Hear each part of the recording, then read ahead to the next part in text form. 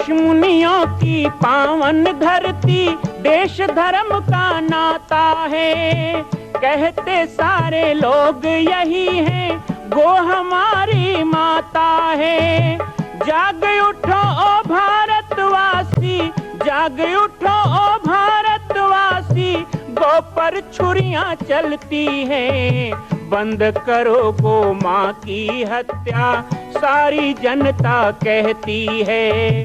बंद करो गो माँ की हत्या, सारी जनता कहती है।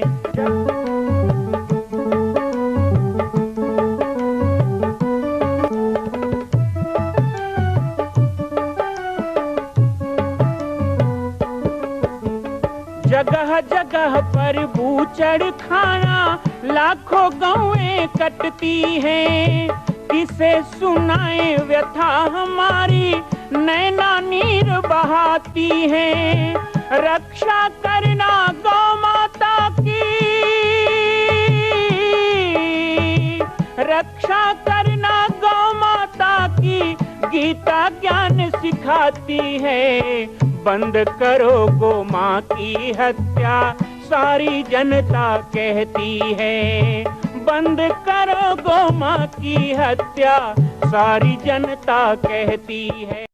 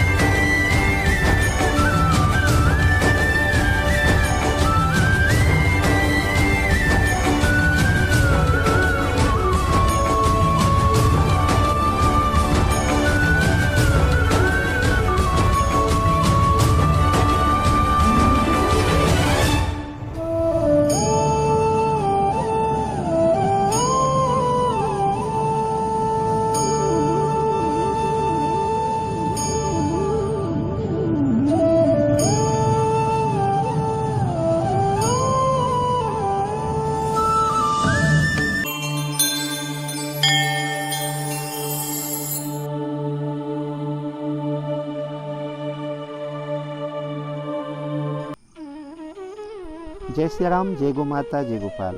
स्वागत है आप सभी का बाबा जी की पाती कार्यक्रम में। बचपन की यादें के क्रम में हम आप सब के साथ कहां से कहां चले आए। धीरे धीरे ये 2 महीने का सफ़र आप लोगों के साथ ऐसे कट गया जैसे 2 दिन जैसा हो। मैं आप सभी लोगों को विभिन्न विषयों से भी बीच बीच में जोड़ता हूँ। समसामयिक विषय पर भी चर्चा होती है। क्योंकि यदि हम केवल अपनी बातों में ही भूले रहे और हमारे साथ बहुत सारे विषय छूट जाएं, तो उनकी पुनरावृत्ति बहुत मुश्किल होती है। इसीलिए बीच बीच में आने वाले पर्व उत्सव, तीज त्योहार और साथ ही साथ समसामयिक विषयों को मैं उठाता हूँ। कुछ प्रश्न के भी इंतजार में मैं रहता हूँ जो आप लोगों के द्वारा जिज्ञासा के रूप में मुझे प्राप्त हो, लेकिन इस तरह बहुत कम प्रश्न आप लोग करते हैं। या तो मैं ये कहूँ कि मेरे दर्शक किसी भी प्रकार से जिज्ञासा मन में आती है उसे छुपा लेते हैं, या तो फिर आप मेरे साथ कोई बात बांटना नहीं चाहते हैं। आज पुनः इस कार्यक्रम के माध्यम से मैं आप सभी का आह्वान करूंगा कि आप बचपन की यादें कार्यक्रम में, बाबा जी की पाती कार्यक्रम में जो भी विषय देखते हैं, जैसे कि कल हमने आपको गौ माता के विषय में कुछ बताया, पिछली बार कुछ जिज्ञासाएं आई थी राम जन्मभूमि आंदोलन के लिए, तो मैंने कहा था कि राम जन्मभूमि आंदोलन की चर्चा अभी अधूरी है, हम इसको और आगे बढ़ाएंगे, क्योंकि अभी तो वो कलंकित ढांचा टूटना था। उसके लिए पूरे देश में एक जन जागरण अभियान चलाया जा रहा था। छत्तीसगढ़ प्रांत की जिम्मेदारी मुझे मिली थी। मुझे अच्छी तरह याद है कि उस समय भी पूरे प्रदेश के गांव-गांव का भ्रमण करते हुए मैंने अलख जगाई थी। हमने गोली कांड की वीडियो कैसेट हमको मिली थी। उस समय VCR का जमाना होता था, तो VCR कैसेट हमको मिला हुआ था। हमने गांव-गांव में जाकर के वो गोली कांड के दृश्य दिखाए। बहुत विभत्स दृश्य था। खुद यदि वहाँ के ADM की जुबानी हम सुने और वहाँ के एक वरिष्ठ पत्रकार के द्वारा, तो बहुत आपको हृदय दहला देने वाला दृश्य दिखाई देगा। इस वीडियो में आप देख पाएंगे कि केवल पुलिस प्रशासन ही नहीं, उन लोगों के परिवार भी इससे दहल चुके थे। जिन पुलिस कर्मियों ने राम भक्तों, निहत्थे राम भक्तों पर और माताओं पर गोलियां चलाई थी, उन लोगों के परिवारों ने सड़क में उतर करके प्रदर्शन किया था। बहुत से राम भक्तों की लाश को छिपाने के लिए सरयू नदी में फेंक दिया गया था, पत्थर और रेत की बोरियां बांध बांध कर। बाद में वो शव जब सड़ने लगे, बदबू आई 2-3 दिन बाद, तब उसको नगर प्रशासन के द्वारा निकाला गया। ऐसी बुरी स्थिति थी। मैं एक छोटा सा वीडियो क्लिप भी आज आपके लिए लाया हूँ। अयोध्या में क्या कहते हैं लोग उस आंदोलन के लिए, उस समय के लोग, और किस तरह से पुलिस कर्मियों के परिवार कहते हैं, और किस तरह वहां लाशों को इधर से उधर छुपाने का प्रयास किया गया। आइए एक बार देखते हैं इस वीडियो को, उसके बाद आगे की चर्चा करेंगे। मारी गई हैं। और आज जो सत्याग्रह था, जैसा कि रिपब्लिक बताती है, जो इंजर्ड आए उनका कहना यही है कि हम लोग सत्याग्रह रूप से रामाधुन करते हुए सड़क पे बैठे थे। पहले हम लोग पर पत्थर पे वो मतलब लाठीचार्ज किया गया, फिर आंसू गैस छोड़ा गया। जब लोग कंफ्यूज हो गए तो ऊपर से हम लोग अंधाधुंध फायरिंग की गई और we are not doing anything. हमको निर्देश था कि कोई किसी प्रकार का बल प्रयोग हम लोग आप लोग ना करें, और ऐसे हालत में बेगुनाह और मतलब सीधे लोगों पर इस तरीके से बर्बरतापूर्वक फायरिंग की गई, जो कि निंदनीय है। पुलिस वालों ने कार सेवकों की लाशों को रेत की बोरियों से बांधकर सरयू नदी में डाल दिया था, जिनमें से कुछ शव सरयू नदी के किनारे मिट्टी में धंसे हुए मिले।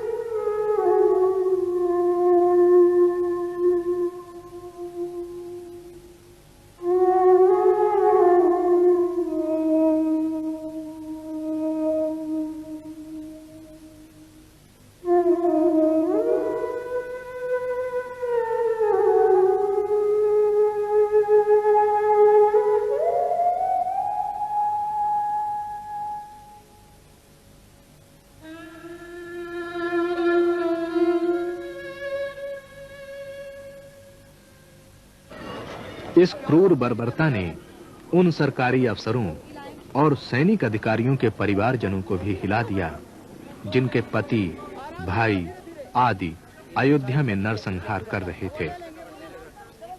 उन परिवारों की महिलाएं अपने को रोक नहीं सकीं और सड़क पर निकल आईं।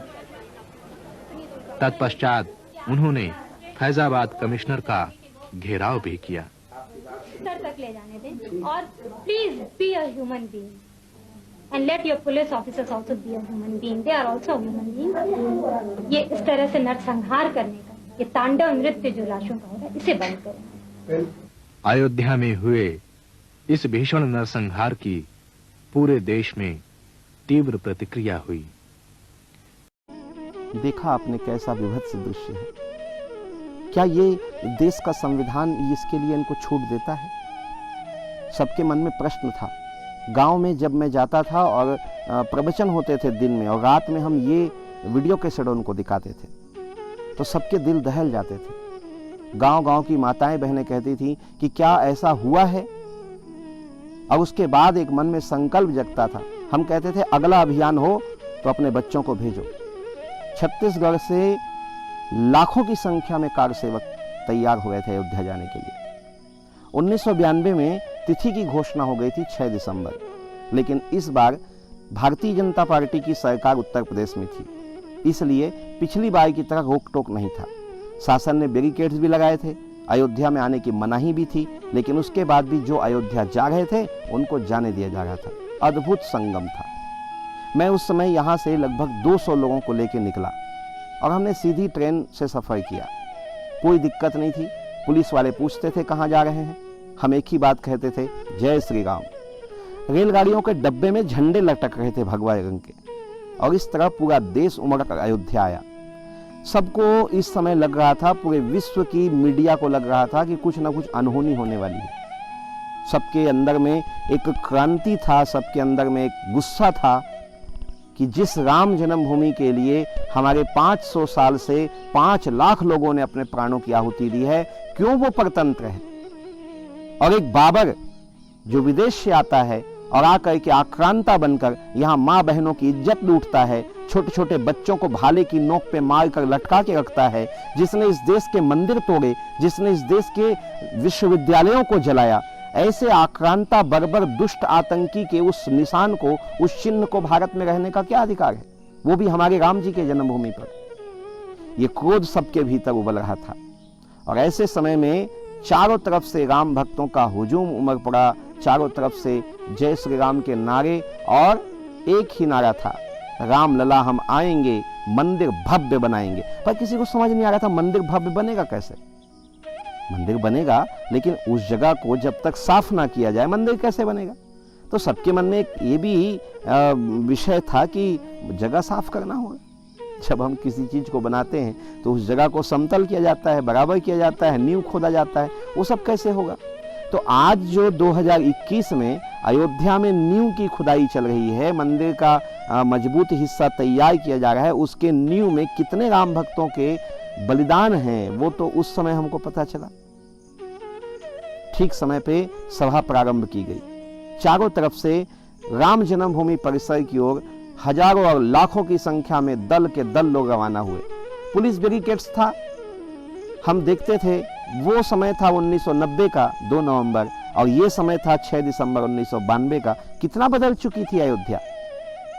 इसके पीछे केवल शासन परिवर्तन या मुख्यमंत्री मुलायम सिंह की जगह मुख्यमंत्री कल्याण सिंह का आना इतना ही नहीं था, बल्कि इसके पीछे उन राम भक्तों की शहादत भी थी जिनको मारा गया था। उनके वीडियो लाखों लोगों ने देखा था, पूरे देश में करोड़ों लोगों ने देखा था। उसमें दबाव में सरकार थी। इस बार केंद्र सरकार ने भी आदेश दिया था कि किसी प्रकार की बर्बरता अयोध्या में नहीं होनी चाहिए। विश्व की मीडिया की आंखें टिकी हुई थी, सबको पता था कि अब ऐसा कुछ नहीं होगा, लेकिन जो होने वाला था उसकी उम्मीद किसी को नहीं थी। दोपहर के 12:30 बजे के आसपास की घटना होगी। इधर मंच में हम सब थे, मैं उस समय मंच में था। साध्वी सरस्वती जी, ऋतुम्भरा जी, शिवा सरस्वती जी, उमा भारती जी, मैं था और उस मंच पे हमारे आचार्य गिरिराज किशोर जी थे, अशोक सिंघल जी थे। हम सब मंच पर थे। मंच से बार बार राम भक्तों का आह्वान किया जा रहा था कि अयोध्या हमारी है, श्री राम हमारे हैं, ये देश हमारा है, यहाँ का कानून संविधान हमारा है। तो फिर हमारी अस्मिता क्यों असुरक्षित है? फिर हमारे अस्मिता के मूल स्थान पर किसी बाबर का निशान क्यों है? बार बार राम भक्तों को इस प्रकार का आवाज सुनाई दे रहा था। लेकिन कहते हैं ना किसी के हाथ में अस्त्र शस्त्र नहीं था। आज कुछ लोग आरोप लगाते हैं कि चोरी छिपे लोग हथौड़ी ले गए थे, कुदाल ले गए थे, सब्बल ले गए थे। गलत बात है, कोई कुछ लेके नहीं गया था, हाथ ही उनके हथियार थे। 12:30 बजे के आसपास एक भीड़ के बीच से आवाज आई, एक धक्का और दो, अब बाबरी ढांचा तोड़ दो। बस उस आवाज ने तो ऐसा किया जैसे बारूद के ढेर में किसी ने एक चिंगारी छोड़ दी हो। सारा समाज सुलगने लगा, खासकर माताएं चिल्लाने लगी, हमारे बच्चों का बलिदान व्यर्थ जा रहा है, क्या आज भी हम यहां इकट्ठा होकर वापस जाएंगे? नहीं, आज हम इस ढांचा को तोड़कर इसका एक एक ईंट लेके जाएंगे। समझ में नहीं आ रहा था। अशोक सिंघल जी ने माइक संभाला, कहा ऐसा कुछ नहीं करना है, कोई ढांचा की ओर नहीं जाएगा, हमारा कार्य है यहाँ पे कार्य सेवा करना, आज हम इसलिए आए हैं, कुछ तोड़ फोड़ नहीं। बहुत बार बार अशोक सिंघल जी चिल्ला रहे थे, लेकिन जिस जन सैलाब को आह्वान किया था 1990 में इस देश की भ्रष्ट सरकार ने, वो जन सैलाब अब विकराल रूप ले चुका था, उसको रोकना मुश्किल था। और मैं मंच में बैठे बैठे देख रहा था, मैं उस पल का एक एक पल का साक्षी रहा हूं। मुझे दुख होता है कि मैं उस भीड़ में क्यों नहीं था, मुझे भी होना था, मुझे भी उस ढांचे को तोड़ना था, लेकिन नहीं, मुझे जीवित रहना जरूरी था, क्योंकि उस भीड़ में जाने से मेरी मौत भी हो सकती थी। इसलिए मुझे उस ढांचे को तोड़ने का नहीं, उस ढांचे के ऊपर राम मंदिर को जोड़ने का सौभाग्य प्राप्त करना था। मैं मंच के बाहर नहीं गया, मुझे नहीं जाने दिया गया, और चारों तरफ से उमड़ती हुई भीड़ ने पूरे तीनों गुंबज को ढक लिया था। 1 घंटे के अंदर पहला गुंबज तोड़ दिया गया। कैसे टूटा कोई नहीं जानता, किधर से टूटा। अरे किसी मजबूत बिल्डिंग को तोड़ने के लिए क्रेन की जरूरत होती है, ड्रिल मशीन लाए जाते हैं, कारीगर लाते हैं, घंटों मेहनत होती है, विस्फोट किया जाता है। यहां तो ऐसे टूट रहा था जैसे कागज का बना हो बाबरी ढांचा। लेकिन जैसे बानर भालू केवल नाखून और दांतों से काट करके पूरे रावण जैसे सशक्त सेना को मार देते हैं, ऐसे ही वो प्रत्यक्ष हम देख रहे थे। 2 बजे के आसपास एक गुंबज पर आधा तोड़ा गया था गुंबज को, और एक बहुत मोटा ताजा बंदर पहुंच गया। वो बंदर गुंबज पे जाके बैठ गया। ये दृश्य लाखों लोगों ने देखा, इसकी फोटोज भी है, ये देखिए हमने आपको दिखाया फोटोज। और उसके बाद का जो हुजूम था, एक गुंबज गिरा, 45 मिनट में दूसरा गुंबज गिरा, फिर 30 मिनट में तीसरा गुंबज गिरा, और पूरी की पूरी जगह साफ कर दी गई। तीनों गुंबज गिर चुका था और चारों तरफ राम राज्य था। पुलिस वालों ने भी बैरिकेड्स हटा दिए थे।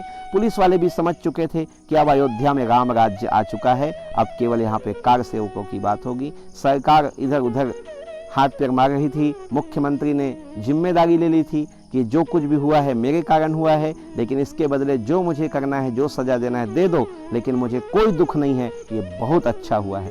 पूरे विश्व के अंदर इसकी क्या प्रतिक्रिया हुई, इसके बारे में बाबा जी की पाती में कल आपसे हम चर्चा करेंगे और आपके साथ बांटेंगे कि क्या ढांचा टूटना था, क्यों आवश्यक था ढांचा का टूटना, और ढांचा के टूटने से क्या परिवर्तन देश में आया, इसके बारे में थोड़ी चर्चा करेंगे।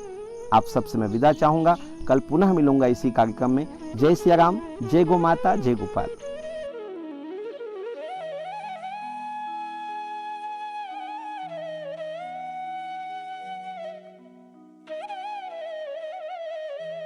मां कौशल्या की पावन जन्मभूमि छत्तीसगढ़ प्रांत में बालोद जिला में स्थित है श्री सर्वसिद्ध शक्तिपीठ जामड़ी पाटेश्वर धाम।